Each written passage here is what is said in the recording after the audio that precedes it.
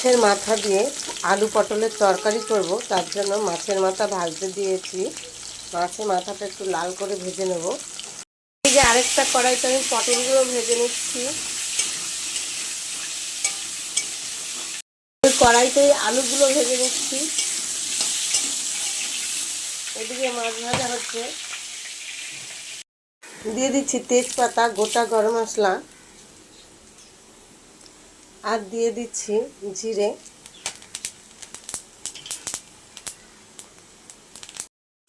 পেঁয়াজ কুচি দিচ্ছি,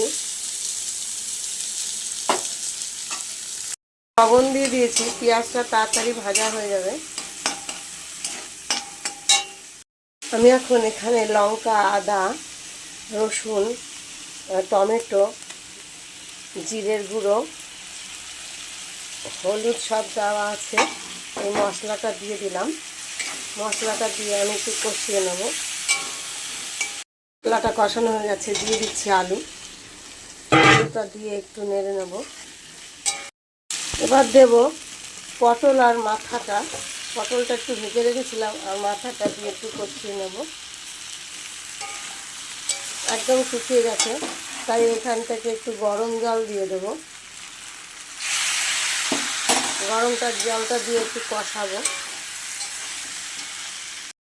দিয়ে দিচ্ছি গরম জল।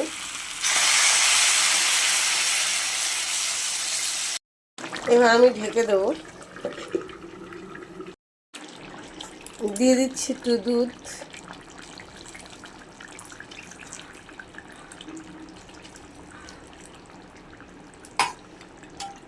পাউডার দুধ গুলে দিয়েছি।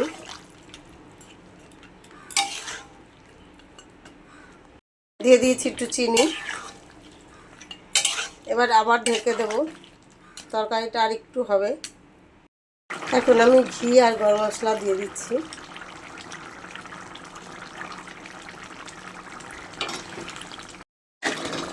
2 মিনিট ঢেকে দেব। মাছের মাথা দিয়ে আলু পটলের তরকারি আমার রেডি হয়ে গেছে। একটু ঝোল ঝোল লাগবে, একটু পরে শুকিয়ে যাবে। ভিডিওটা ভালো লাগলে একটা লাইক, কমেন্ট, শেয়ার করে দেবেন। ভালো থাকবেন। ভিডিওটা দেখার জন্য অসংখ্য ধন্যবাদ।